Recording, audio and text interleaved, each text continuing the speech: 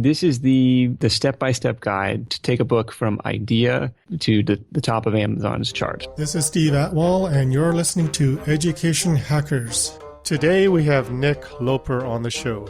Nick helps people earn money outside of their day job.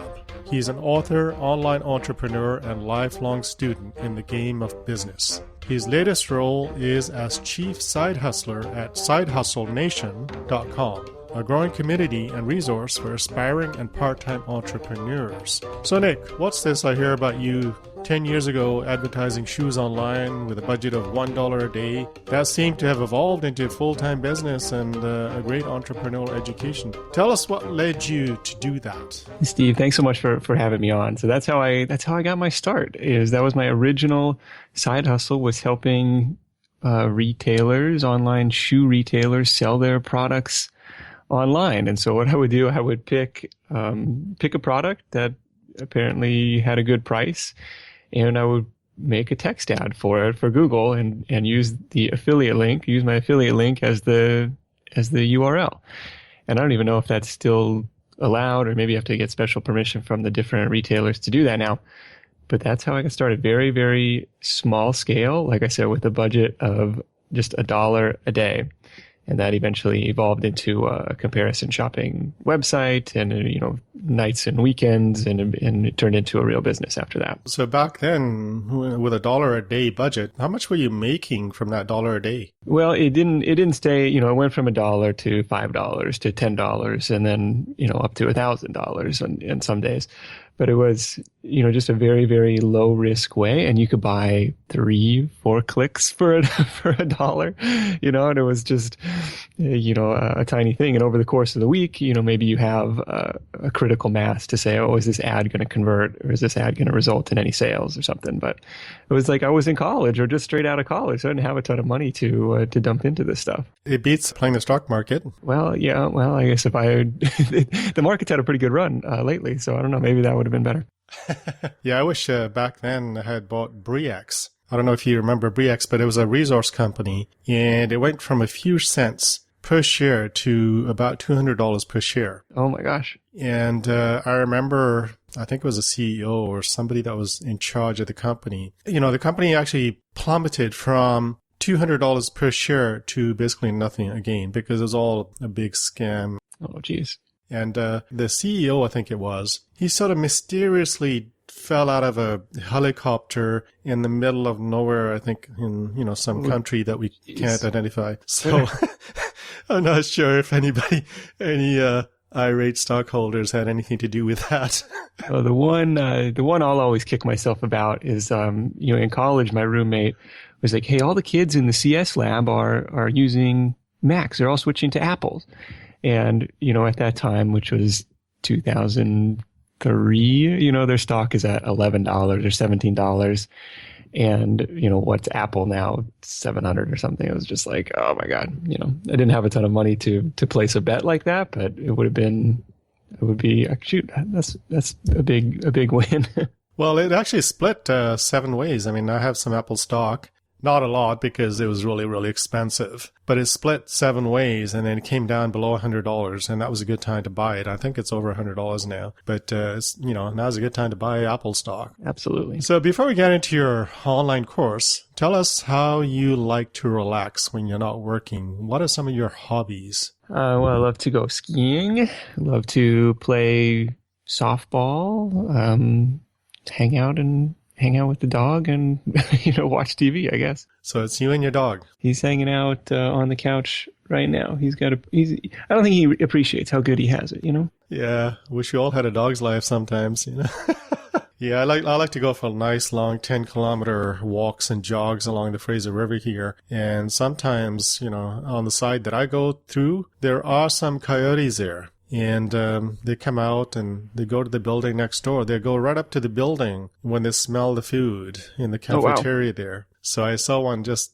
casually walking out of the little forest there and walking right up to the building. And there were a bunch of us. We were just watching it and say, wow, that little fellow is bold.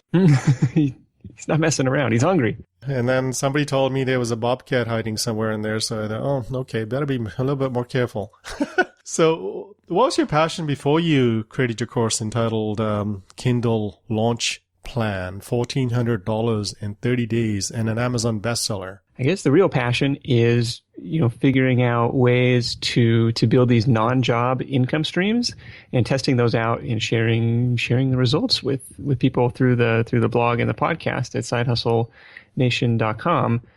And it's a tough one because there's so, I feel like I'm being pulled in so many different areas, and a lot of entrepreneurs have, the shiny object syndrome, right? Where you want to try a million different things out and see what works. And I guess I've been fortunate enough to be able to build that into my brand, whether that's freelancing stuff, whether that's, building the online courses, whether that's Kindle publishing, whether that's, a blog or affiliate marketing or, the podcast stuff. So that's what it is. Trying to, if there's the overarching theme, it would be, working towards that financial freedom, that financial independence. Yeah, I think we can all use a side hustle to get some extra income. And your podcast, I've been listening to your podcast, and it's an awesome podcast. So everybody should be listening to that. Anybody who wants to make some extra money, because the normal day job basically just pays for the bills. So you need some extra income. Go listen to Side Hustle Nation.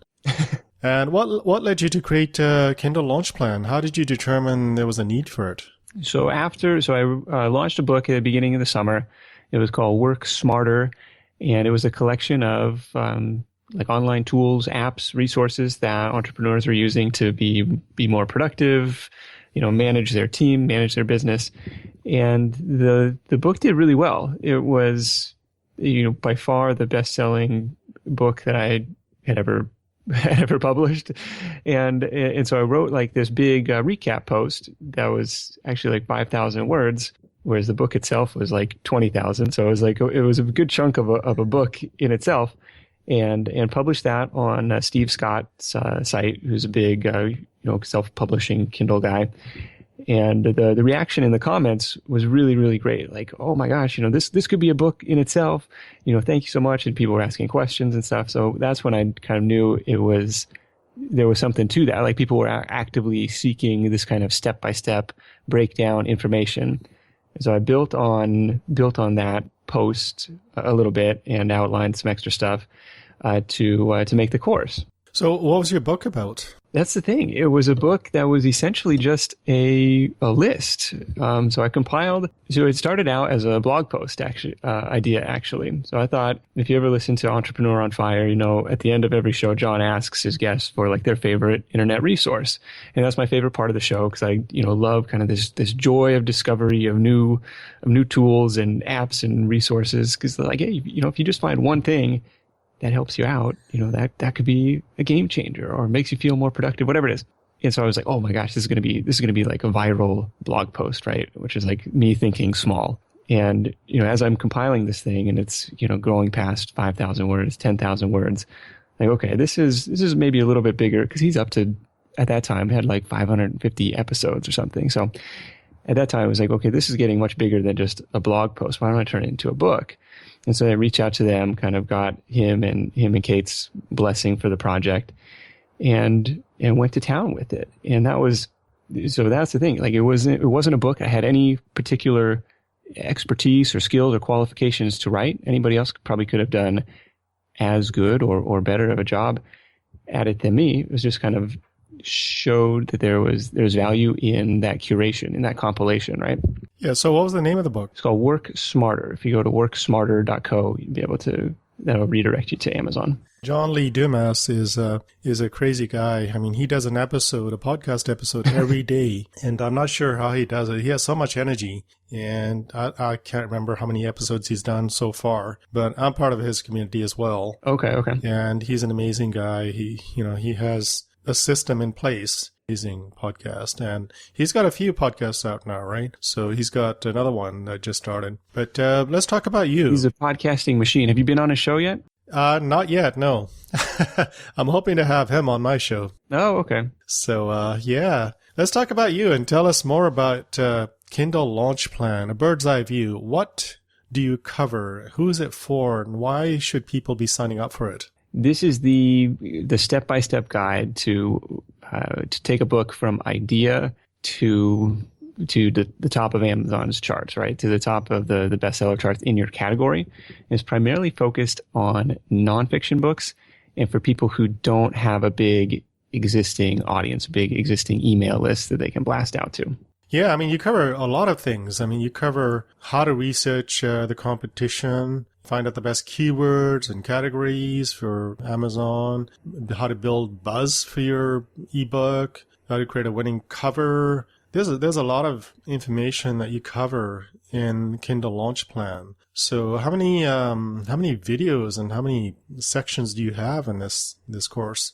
So it's divided up into 3 or 4 main sections, kind of the pre-launch, the laying the foundation, the groundwork of all that stuff. Because, with my first couple books, I didn't really pay much attention to the beginning stuff. I was like, okay, I'm just going to write this book, not really paying attention to, what categories might be most interesting, what, keywords should I necessarily target, and even like the formatting and the proofreading and stuff. I didn't really give that much of a thought. I said, look, I speak English, I can write fine, and even just handing my book off to handing the rough draft off to my wife, and she finds like dozens of typos, and you're like, oh god, I was going to publish this. This was really bad.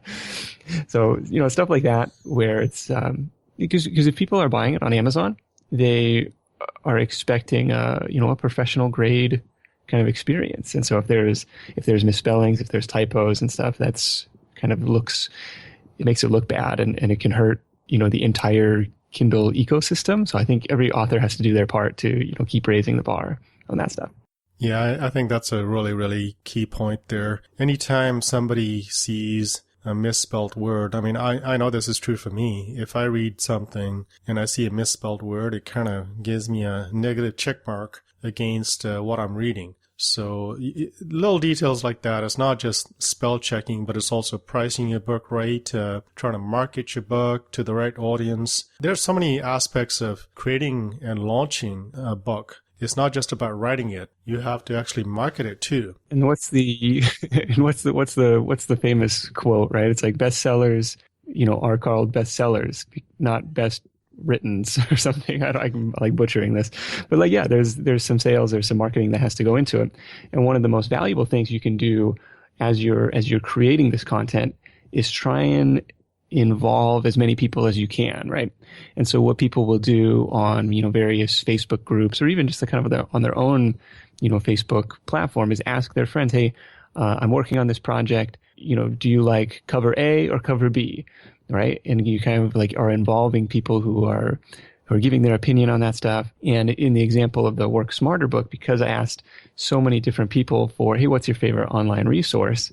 I had immediately a bunch of people who were going to be cited in that book, who would be excited to share it and share it around, or leave reviews once it went live. One thing that I find, and people are afraid to do this because, they think that somebody's going to steal your idea. So when you start sharing information online and you start asking questions, there are people that will say, oh, well, I'm sharing too much. And, somebody else is going to come along and just kind of take my idea and run with it. But that's not really true, because your perspective on the book or anything that you do is going to be totally different to somebody else. So what you write or what you create is unique to you. You think about, well, like in this book, probably 75% of this information is publicly available if you want to spend the tedious time to go through like every page of the show notes. And it's the same, even think about like even, some famous business books, like, right, The Power of Habit and stuff. Like a lot of these, or any Malcolm Gladwell, like they're just citing,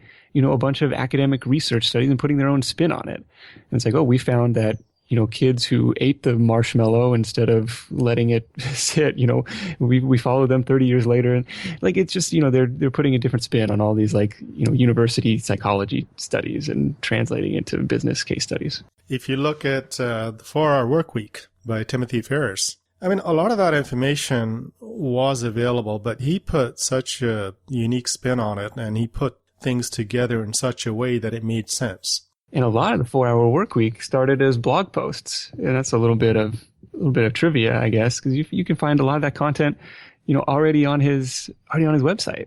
And so it's like, hey, that's one thing. Like, if the process of writing a book is intimidating, you might already have, 50, 60% of that book written in the previous content that you've already created. I think the biggest enemy is yourself. I write too. I mean, I wrote 50,000 words in 1 month. Whoa. For NaNoWriMo. I'm not sure if you heard of NaNoWriMo, but that's the National Novel Writing Month. So is it published? Is it ready to go? Well, what I wrote was sort of a semi-humorous autobiography. But I found that 50,000 words took me only from like age 6 to 19.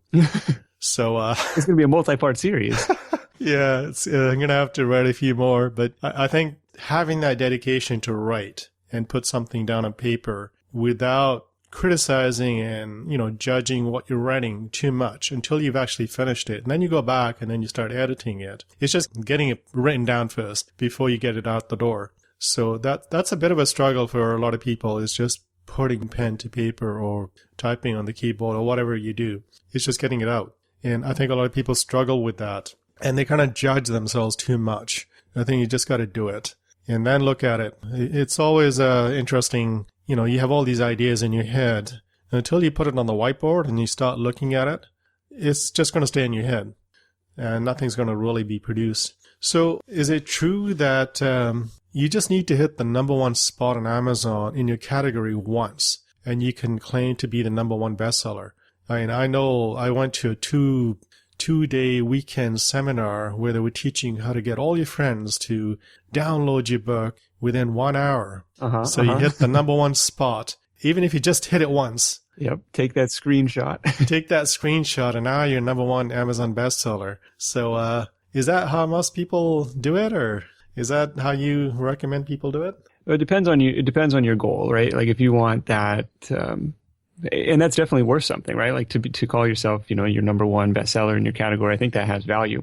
And it is, their rankings update hourly or update, in real time or close to it, similar to iTunes. And so if you can coordinate that timed launch or that timed mass buy, then you're probably going to be in good shape for that. Yeah, I think we let a little secret out of the bag here. That's okay. But the other thing is, if you spread it out a little bit longer, because there's one thing to have like that big spike and then you disappear into oblivion. It's like, over time, all books are going to have a decline unless you're, Think and Grow Rich or, Stephen Covey or whatever. But there's kind of a natural shelf life or half-life or whatever to these projects. And the trick is to make that run as long as you can. Like, how can you breathe, new life into it at different points after its launch? Because you'll see a big spike at launch, hopefully, but afterwards, what do you do to keep it alive? So you can spike it to the #1 bestseller and you could be off the charts, the next week and never to be heard from again, which is like, okay, that's great. Now you've got the bestseller badge. I think it depends on what you're trying to accomplish. I mean, do you want to just get that recognition that your book hit the #1 spot, or do you actually want to make some money from it? Not just money, but also have it on the #1 spot for a longer period of time so that you get more recognition for it. And you can look at this like by category. So if you drill down to whatever category that you're going to write into, and you can look at the top sellers in that category, and you see it like the lower the sales rank of that book, the more units it's selling per day. And so if you're looking to make money, you could pick a category that has a lower sales rank. And if you're looking to be #1, you could look for a book that has a higher sales rank, because that means it's not selling as many copies. It's going to be easier to crack that #1 spot. Interesting. So looking back, creating Kindle Launch Plan, your course, what was the biggest mistake that you think you made?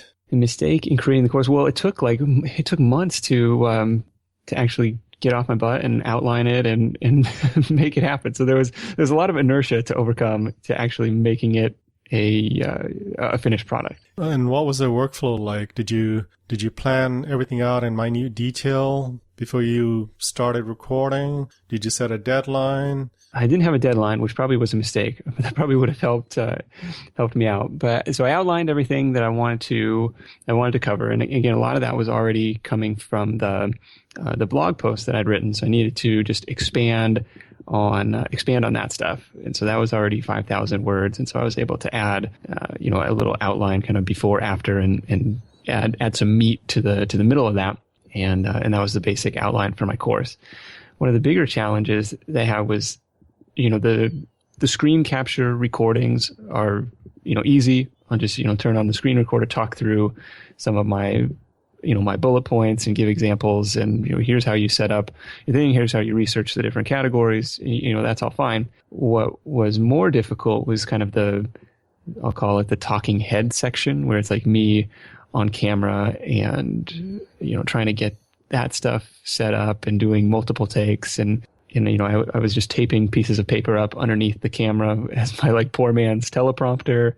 And I ran into issues with like my mic having some weird, background noise, hiss and stuff. So that was, that's the bigger challenge. I think the recording side of things, in terms of recording your videos, did you record the audio at the same time as a video, or no? Did you just do a audio recording and then come back to it and do a more professional recording?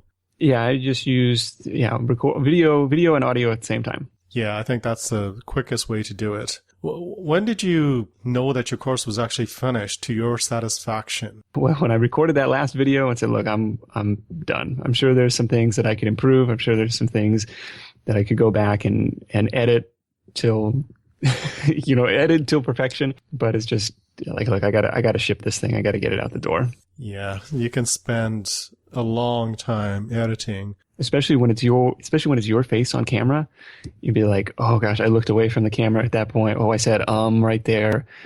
It's just, that's, it was time to be done with it. Yeah. You can be your worst enemy. You really need somebody else to take a look at it and tell you what they think. Did you do that? I mean, did you have somebody look through it? I had my mastermind group look at my like intro video, which is like my 2-minute commercial, like what you're going to learn in this course video. And so they gave me some feedback, but I didn't end up re-recording it because, there's some, there was a big time investment in like to make a 2-minute video, involving setting up the camera and, making sure in this case that like there was no background noise on the microphone. Like it took a while. So like, I don't really want to reshoot it.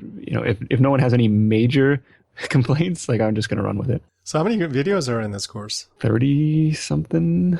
That must have taken quite a while though, setting it all up. How long did it take you from start to finish to create the course? Probably about a month and it was, I wasn't working on that full time for a month. So I would kind of batch process, a bunch of the screen recording videos and then kind of outline the next section and then batch process a bunch of the, talking head videos and make sure those were all okay. And so kind of piece by piece, but over the course of the month was able to get it done. That's great. I think you really set a goal and you achieved it, which is really good. Some people, they don't set a goal. This is where they run into an issue. They start taking too long, to finish a course. So what platform did you use to host your courses? I'm published on Udemy. And was there a reason for selecting Udemy as opposed to a private website? So the advantage of Udemy is similar to the advantage of publishing on Amazon, right? At least this is the theory, is that you can tap into an existing marketplace, marketplace of buyers, of students with a proven propensity to buy courses, right? Versus, if you host it on your own platform, you're 100% reliant on driving traffic and making sales. So the reason Udemy is attractive is kind of the best of both worlds. For the traffic that you drive, for the students that you drive, they're going to give you 97% of the revenue from that course. Like they charge like 3% credit card processing fee, and that's fine, but you keep the lion's share. But for the traffic that they drive, they keep half and you get half or something. Like they have a weird revenue sharing scheme. But so I figured it was, I could get all of the revenue regularly that I would earn from, my audience and my people. And then anything that comes from them is going to be incremental anyways. So they can, at least I'll get a little bit of the pie for that stuff. Yeah. Udemy is an interesting beast because if they bring in a student, you get a lot less money per student for your course. If you bring in a student, you get a lot more money for your course. There's an interesting system they have in place where it's not a fixed amount that you get per student. It depends on who brings in the student. But they do have a huge advertising network. I mean, they advertise everywhere. A lot of times they have these $10 specials for courses, and they just went through that recently. Do you find that you lose in that? I figure it's all incremental. If somebody wants in at, $10, $25 or $50, I feel like the hurdle between $0 and $1 is bigger than the hurdle between, 10 and 50. And so that's, if they want to put the course on promotion, that's fine. I figure it's all incremental. Something is better than nothing. Yeah, they ran a big, so I launched at the beginning of November. And then, around Thanksgiving or Black Friday time is when they had their big push. So I think I was set up pretty well for that because I had a lot of enrollments and a lot of reviews right before that time. So I was probably still ranking well in their internal, velocity algorithms, as somebody that had captured a lot of enrollments recently. You really need to have a launch plan in place for launching your course, and also following up and marketing and so on. But, that's where Udemy does help you market your course. They do help you bring in students. If you create another course, you have a lot of students signed up for your existing course, and then you can also market to them your new course. I think their sales pages are pretty well done. Like versus hosting on your own platform where you've got to create everything from scratch and pay for video hosting and all this stuff. It's like, look, they make it very, very easy for you. And, I'm sure they're doing conversion optimization testing on all their, sales pages, landing pages and stuff. So yeah, definitely. I'm creating my Udemy course as well, and their platform is really nice and easy to use. So you just upload your videos, add your description, and they also have people dedicated to checking to make sure your video is of good quality. And it's a very easy system to use, and you can have your course up and running whenever you're ready. So the video people are really are kind of strict. So that's the only thing. Sometimes there can be some frustration back and forth, and I talk to people who recorded their whole thing. Then they get the nasty gram that says, yeah, we can't approve this. And knowing how long it takes to make even just a 5-minute video, if they've spent hours recording these videos, it's like, oh my gosh, that's just like a dagger in the back. Yeah, they do have a test video that they ask you to upload. So, I uploaded a test video, actually uploaded an intro, and they said, no problem. It's all good. You're ready to go. That's the smart way to do it. It's always good to upload that test video. They recommend you do that before you record your whole entire course. So what payment system are you using? Everything is processed through Udemy. So I don't have to collect credit cards or deal with any of that. So I assume I haven't gotten paid for my big course or for that launch yet. So is everything going into your PayPal account? Yeah, I think they'll just do PayPal. How do you market other than Udemy? Do you market yourself? Do you market through your podcast, social media, and other places? So here's what I did to kind of launch the course. As I was building it, I kind of asked my email list. I asked, hey, I'm working on this course, or I'm working on something to help Kindle authors. I kept it kind of vague. Let me know if you'd be interested in early access or beta access, let me know. So I had a list of 20 or 25 people who kind of raised their hand and said, yeah, I'd be interested, or, let me know when it's ready. And so as soon as the course was kind of in pending mode, before Udemy had approved it, I was able to send out a link to those people for free access and say, hey, in exchange for, free beta access, all I ask is you leave an honest review for the course. And so that was really helpful to get some initial enrollments and initial reviews, because Udemy is very good about the social proof of it.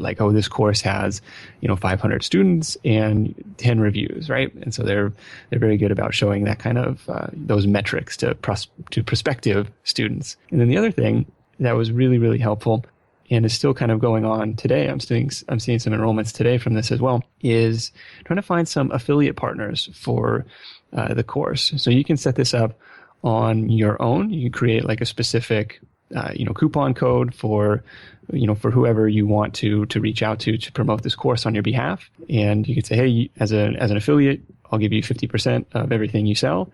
And you can run that on your own, or you can run that through the Udemy official affiliate program through LinkShare. And so that was a really, really effective way to do the launch. So again, Steve Scott was gracious enough to give an endorsement and blast out to his email list about this course. So that was really good. And then just this week, another blogger with a big audience kind of posted about it and his own kind of Kindle launch sequence and everything. And so he linked up to the course as well. And so that's done pretty well. Yeah, no, that's excellent. Having some A-listers recommend your course, that really helps. They have a huge following, so all those people are going to get to know about you and your course. That's an excellent way to market. So looking back, what was the one tool, software or hardware, that you absolutely needed to create your online course? The screen recording tool that I used was called screencastomatic.com, and there might be some dashes in there, but I think if you go to screencastomatic.com, you get redirected there. It's $15 for like the year. Super, super cheap screen recording software. You can record up to however much space you have on your hard drive, like no limit for how long your videos can be. And you just talk into the mic and watch your mouse go around the screen, and there's some powerful editing tools in there. You can, zoom in and pan and do all sorts of things. Didn't really do too much of that, but that was a cool tool.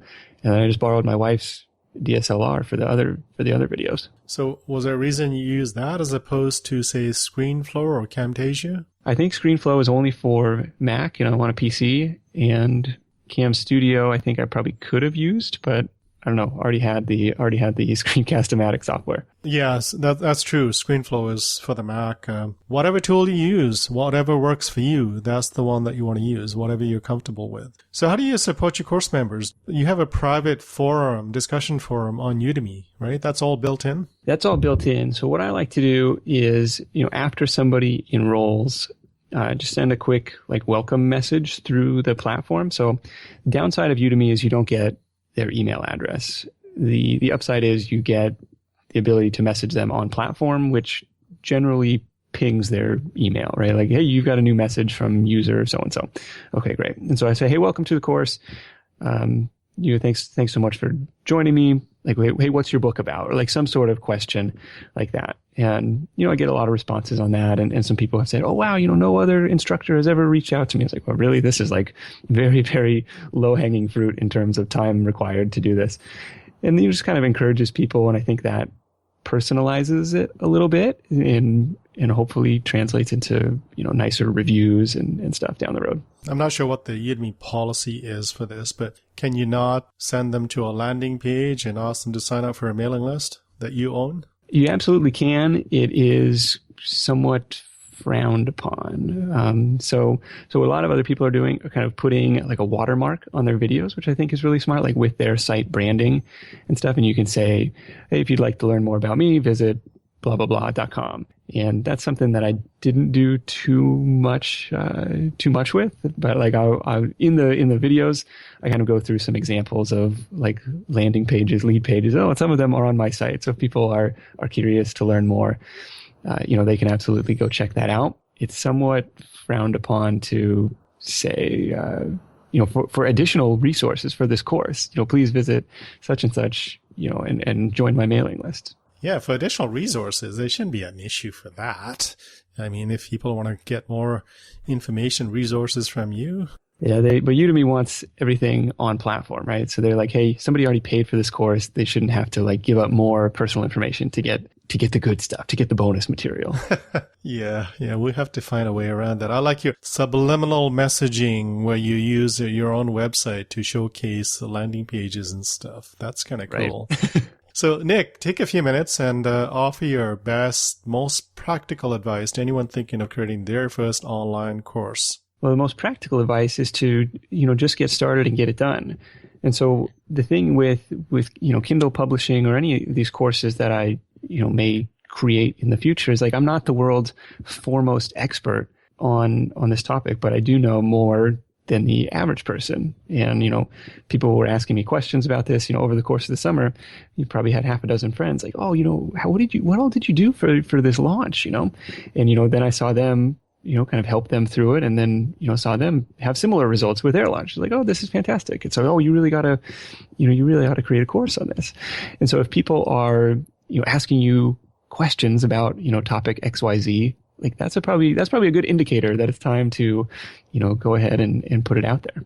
Well, Nick, thank you so much for your valuable insights and advice. I have more questions, but we are running out of time, so I'm going to let you off the hot seat for now. Thank you very much for being on the show. It has been a pleasure speaking with you. Where can people reach you online?